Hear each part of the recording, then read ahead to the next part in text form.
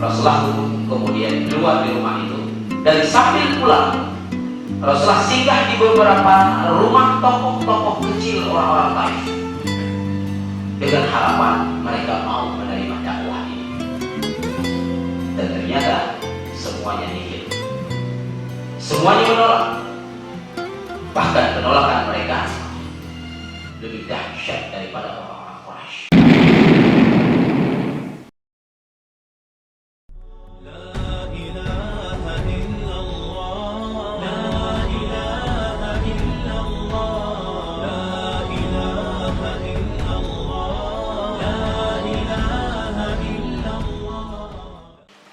Bismillahirrahmanirrahim.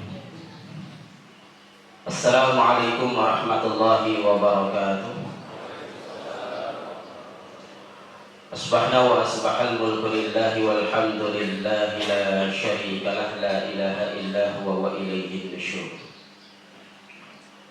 Asbahna ala fitratil Islam wa kalimatil ikhlas wa ala dini nabiyina Muhammadin sallallahu alaihi wasallam wa ala millati abina Ibrahim hanifan wa ma kana minal musyrikin.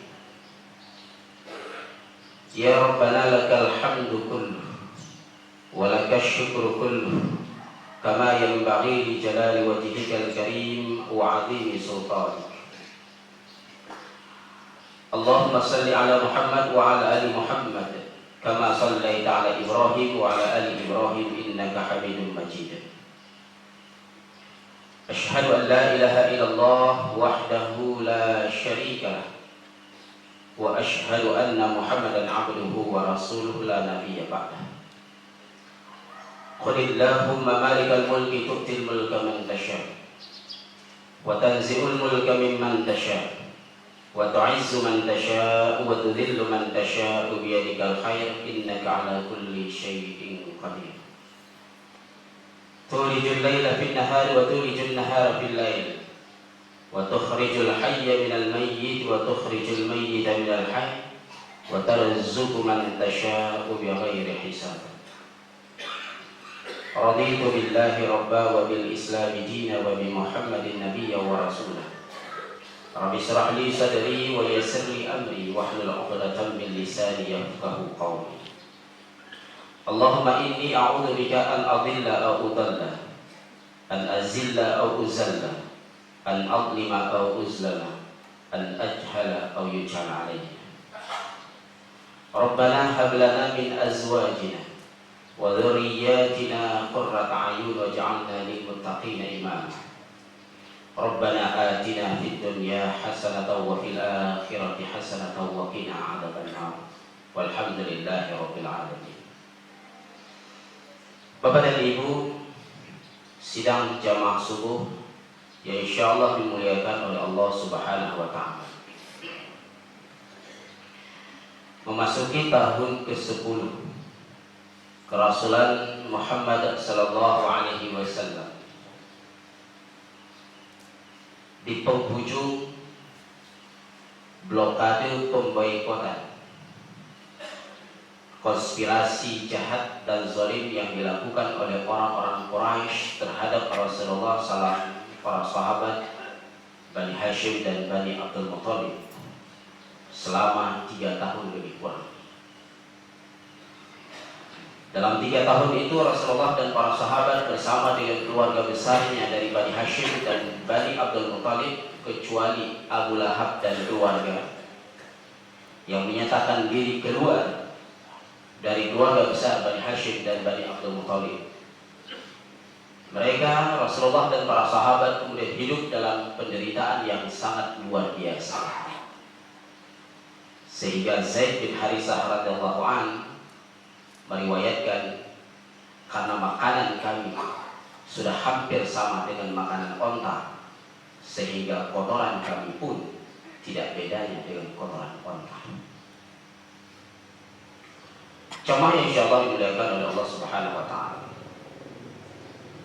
di penghujung pemboikotan itu, tepatnya pada bulan Rajab tahun 10 kerasulan Nabi Muhammad sallallahu alaihi wasallam, Abu Talib, paman Rasulullah, yang menjadi jaminan keamanan terhadap diri Rasulullah SAW dan dakwahnya menemui ajalnya. Dan tidak lama berselang setelah itu, tepatnya di bulan Ramadan, setelah berakhirnya pemboikotan itu yang ditandai dengan surat MOU, perjanjian pemboikotan kafilah-kafilah Quraisy yang ditempel di pintu Ka'bah di Makkah Raya dengan kehendak Allah Subhanahu wa taala. Seiring dengan wafatnya Abu Thalib, maka perjanjian itu pun berakhir dan pemboikotan pun tidak lagi berlangsung. Namun penderitaan yang dialami oleh Rasulullah dan keluarga bersama dengan para sahabat, terutama istri beliau Khadijah, Sayyidatul Khadijah radhiyallahu anha, sudah sangat amat luar biasa, sehingga Khadijah dalam penderitaannya pun menemui ajalnya pada tahun tersebut di bulan Ramadan. Setelah Abu Thalib dan Khadijah wafat, Rasulullah SAW merasa sangat terpukul, karena salah satu yang beliau khawatirkan adalah intimidasi, tekanan yang berwujud pada kekerasan fisik akan berlaku, karena jaminan keamanan tidak beliau miliki lagi. Ternyata kekhawatiran Rasulullah SAW tersebut benar terjadi. Mulailah orang-orang Quraisy dan kabilah-kabilah yang ada di Mekah menyerang Rasulullah, bukan hanya dalam bentuk psikis sebagaimana yang sudah terjadi selama 10 tahun ini, akan tetapi sudah mulai kepada tingkat penyerangan kepada fisik, sehingga kalimat-kalimat ingin mengusir Rasulullah SAW dan para sahabat dari kota Mekah sudah mulai terdengar. Dan saat itu Rasulullah mulai berpikir bahwa Mekah sudah tidak aman lagi untuk dakwah.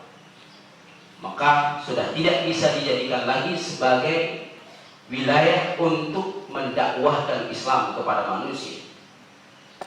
Dan secara majmuk keseluruhan orang-orang Mekah pun sudah sangat stagnan kemarahan mereka kepada Rasulullah dan orang-orang yang beriman. Selama terjadi pemboikotan, fluktuasi peningkatan orang beriman nyaris tidak terjadi. Sehingga memang pada saat hijrah ke Madinah nanti, Rasulullah hanya membawa sekitar 219 orang yang beriman dari Mekah ke Madinah. Jemaah yang insyaallah dimuliakan oleh Allah Subhanahu wa taala, Rasulullah pun mulai berpikir wilayah mana yang bisa dijadikan sebagai lahan dakwah dan siapa yang bisa diajak untuk menerima Islam ini. Di Jazirah Hijaz itu ada 3 kota besar.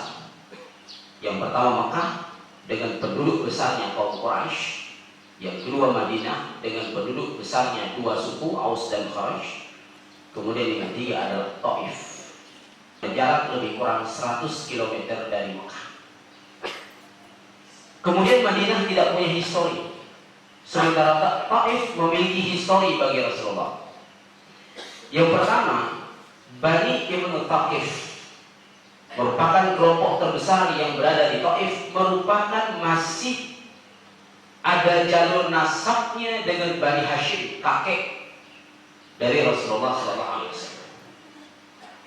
Ada beberapa orang saudara Abdul Muthalib, anak dari Hashim, yang menikah dengan orang-orang Thaqif.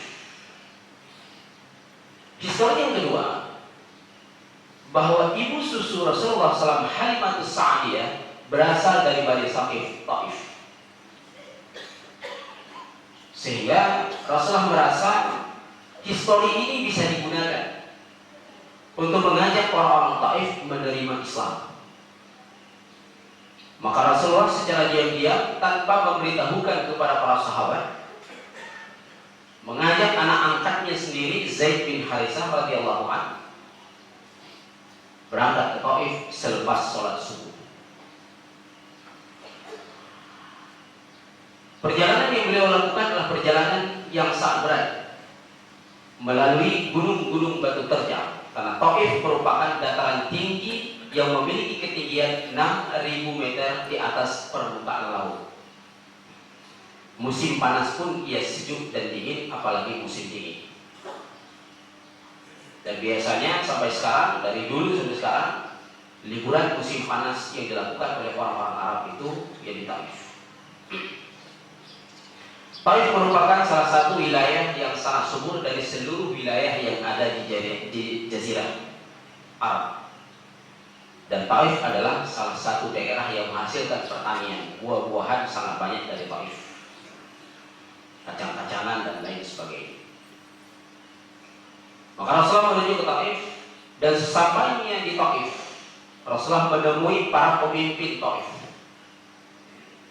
Dan Bani Thaqif, pemimpin Taif itu ada 3 orang, dikumpulkan oleh Rasulullah di rumah salah satu dari 3 orang tersebut dan menyampaikan dakwah Islam kepada mereka, mengajak mereka untuk beriman kepada Allah Subhanahu wa taala. Setelah Rasulullah menyelesaikan pembicaraannya, ketiga pemimpin Taif itu secara bergantian memberikan komentarnya dengan sangat singkat, yang intinya semuanya menolak dan bahkan memberikan ancaman intimidasi kepada Rasulullah SAW. Bahkan kalimat-kalimat berikutnya yang keluar adalah cacian, makian, penghinaan dan lain seterusnya. Mendengar jawaban ketiga pemimpin Taif itu, Rasulullah kemudian undur diri. Pada saat Rasulullah hendak keluar dari rumah itu, kemudian Rasulullah mengatakan, tolong jangan katakan kepada orang-orang Quraisy bahwa saya datang kemari. Ketika pemimpin Taif ini dengan nada yang mengolok dan mengejek, Rasulullah kemudian mengatakan, kami akan beritahukan sebelum engkau pulang ke Mekah bahwa engkau pernah datang kemari dan mengajak kami dan kami menolaknya. Dan kami ingin melihat kegembiraan orang-orang Quraisy mendengar berita ini. Rasulullah kemudian keluar di rumah itu, dan sambil pulang Rasulullah singgah di beberapa rumah tokoh-tokoh kecil orang-orang Taif dengan harapan mereka mau menerima dakwah ini. Dan ternyata semuanya nihil. Semuanya menolak. Bahkan penolakan mereka lebih dahsyat daripada orang-orang Quraisy. Tanpa diketahui oleh Rasulullah dalam perjalanan pulangnya, ternyata para tokoh-tokoh ini menemui ketiga pemimpin Taif tadi dan membicarakan hal ini, dan kemudian mereka bersepakat untuk mengeluarkan orang-orang jahat di Taif, bahasa kita para premannya, kemudian para budak, anak-anak, untuk menunggu Rasulullah di sebuah lembah, jalan keluar dari Taif menuju ke Mekah. Maka berbarislah mereka membuat 2 saf yang berlapis kiri dan kanan menunggu Rasulullah SAW. Dan Rasulullah tidak memiliki jalan pilihan lain untuk pulang ke Mekah kecuali hanya jalan itu. Bersama dengan Zaid bin Haritsah radhiyallahu anhu, Rasulullah terus membuatkan dirinya untuk menghadapi hal itu. Dan sesampainya di kerumunan massa yang luar biasa banyak itu, Rasulullah mulai dilempari, diteriaki, diintimidasi dan seterusnya.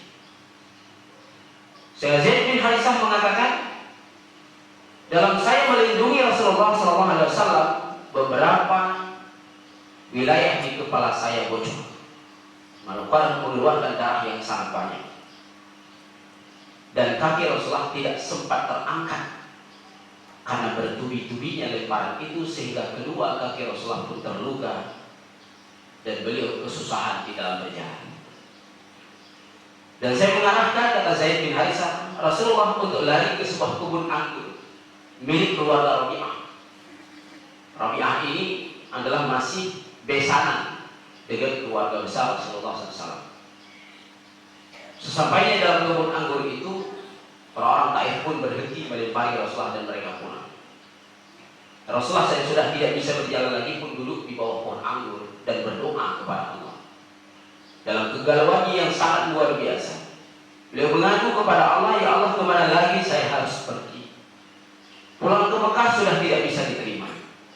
Orang-orang Mekah sudah mulai mengusir saya. Dakwah tidak bisa lagi disampaikan kepada orang-orang Mekah, ya Allah. Saya khawatir dakwah ini akan terhenti ya Allah. Saya tidak takut kalau saya dibunuh bahkan ya Allah. Akan tetapi yang saya khawatirkan kalau dakwah ini tidak tersampaikan lagi kepada mereka. Rasulullah terus berdoa dan terus berdoa di sana dalam kegalauan yang sangat luar biasa. Bahkan beliau teringat kepada hari-hari terakhir bersama dengan Khadijah radhiyallahu anha. Rasulullah mengetahui betul penderitaan yang dialami oleh Khadijah saat hari-hari terakhir menjelang wafatnya. Karena Khadijah sudah tidak bisa makan lagi. Kalau dalam diagnosa sekarang mungkin sakit lambung yang sudah sangat lama. Karena Khadijah adalah orang kaya yang sering makan mewah, makan enak. Tiba-tiba tidak bisa makan. Khadijah sangat menderita di akhir penghujung hayatnya. Dan Rasulullah mengetahui akan hal itu. Tapi luar biasa Khadijah tidak pernah mengeluh. Tidak pernah satu kalimat pun keluar dari mulutnya bahasa yang mengeluh terhadap penderitaan. Tapi Rasulullah ingin mengetahui apa yang dialami oleh Khadijah. Maka Rasulullah pun bertanya kepada Khadijah, apa yang kau alami dan apa yang kau rasakan wahai istri? Khadijah kemudian menjawab, ya Rasulullah, yang aku rasakan, yang aku pikirkan saat ini adalah usiaku hari ini sudah mencapai 65 tahun. Dan aku sudah tua. Dan aku merasakan sudah berada di penghujung hayat. Sementara engkau harus melanjutkan dakwah ini. Abu Thalib sebagai jaminan keamanan bagi dirimu tidak ada lagi. Sudah terlebih dahulu wafat. Dan aku pun akan berakhir. Yang aku pikirkan jika aku sudah mati nanti, bagaimana keadaan dirimu wahai suamiku di dalam menyampaikan dakwah ini kepada umat? Siapa yang akan mendukungmu? Siapa akan melayanimu? Siapa yang akan menghiburmu? Siapa yang akan menggembirakan hatimu? Siapa yang akan menenangkan kegalauan kegelisahan dirimu? Dan Rasulullah ketika duduk di bawah pohon anggur milik keluarga Rabi'ah saat diusir oleh orang-orang kafir, ini yang teringat oleh beliau betapa kekhawatiran Khadijah di penghujung hidupnya terjadi pada hari ini. Rasulullah tidak tahu harus kemana lagi, harus mendakwahkan siapa lagi, karena semua sudah menolaknya dan mengusir. Mau pulang ke Makkah pun beliau harus memiliki sebuah jaminan dari orang Mekah atau pemuka Mekah, tokoh Mekah yang memberikan keamanan kepada beliau. Jika tidak, beliau pasti di sana akan semakin berat dicelakakan fisiknya. Maka Rasulullah terus berdoa. Dan anak Rabi'ah, pemilik kebun itu, dua anak laki-laki Rabi'ah mendengar doa Nabi. Karena Nabi berdoa tanpa sadar mengeluarkan suara. Mendengar doa Nabi. Maka mereka timbul belas kasihan di hati mereka. Mereka memanggil budak mereka bernama Adas. Wahai Adas, bawalah anggur ini kepada laki-laki itu dan berikan kepada dia. Maka dengan sebotol minum, kemudian semangkok anggur diberikan oleh Adas kepada Rasulullah SAW, dan Rasulullah pun memakannya dengan mengucapkan Bismillahirrahmanirrahim. Terkejut Adas yang mengatakan, saya belum pernah mendengar kalimat ini di Arab ini, dan saya hanya mendengar kalimat ini di negeri saya. Rasulullah bertanya, dari mana engkau berasal? Ninawa. Ninawa? Ya, kata Anas. Apakah itu adalah negeri saudaraku Yunus bin Matta? Anas tetap bertambah kaget karena Yunus bin Matta sudah lama wafat, sudah 1000 tahun yang lalu. Tapi kok orang ini tahu? Dan tidak ada orang Arab yang tahu tentang Yunus bin Matta. Tapi kok orang ini tahu? Dia bertanya, dari mana engkau tahu? Rasulullah kemudian menjawab, Yunus bin Matta adalah saudaraku. Ia Nabi Allah, saya Muhammad bin Abdullah juga Nabi Allah. Demi mendengar kalimat itu, Adas pun kemudian memeluk Rasulullah SAW, mencium tangannya, mencium kepalanya sampai ke kakinya. Saat dilihat oleh dua anak laki-laki Rabi'ah tuannya, ia mengatakan, celaka engkau Adas, telah mencium kaki orang yang dihina oleh seluruh kaumnya, baik di Mekah maupun Taif. Adas pun menjawab, tidak, saya mengetahui dalam agama saya di negeri saya bahwa dia adalah Rasul yang terakhir. Jemaah yang insyaallah dimuliakan oleh Allah Subhanahu wa taala. Ternyata peristiwa Ad-Das ini adalah peristiwa yang mampu menghibur hati Nabi yang sedang dalam kegelisahan dan kegalauan. Di sini Rasulullah mengatakan bahwa ternyata Allah sedang menolong agamanya dan membela nabinya, bahwa akan ada manusia yang akan bisa menerima dakwah ini kembali. Maka Rasulullah pun bangkit. Yang tadinya kakinya beliau sudah susah berjalan, beliau berjalan. Dan saya menyaksikan itu sangat luar biasa. Semangat Rasulullah untuk kembali berdakwah, menghadapi manusia, kembali bangkit gara-gara Ad-Das tadi. Begitulah cara Allah menjawab doa Rasulullah SAW dalam seketika. Jemaah yang insyaallah dimuliakan oleh Allah Subhanahu wa taala. Dalam perjalanan pulang sampai di Nahlah, Zaid pun bertanya kepada Rasulullah, "Ya Rasulullah, bagaimana kita pulang ke Mekah? Sementara orang Mekah tidak menerima." Rasulullah kemudian mengirim seseorang yang lain selain Zaid bin Harisah untuk meminta suaka politik, jaminan keamanan kepada beberapa tokoh Quraisy. Dan ternyata dari 4 tokoh yang ditemui oleh laki-laki ini meminta jaminan agar Rasulullah aman di Mekah, hanya 1 yang menerima, Al-Mut'im bin Adi. Dan Al-Mut'im bin Adi ini pun tidak beriman. Dia hanya memberikan jaminan saja.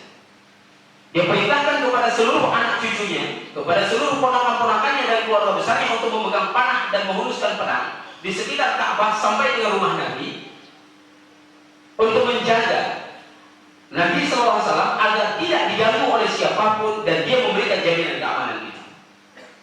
Dan ketika itu Abu Jahal kata, Abu Jahal bertanya kepada Al-Mut'im, "Engkau pengikutnya atau hanya sekedar pelindungnya?" Al-Mut'im pun menjawab, "Saya hanya sekedar pelindungnya, tapi tidak mengikutinya." Tapi dari jaminan keamanan yang diberikan oleh Mut'im berlangsung sampai dengan 3 tahun kemudian.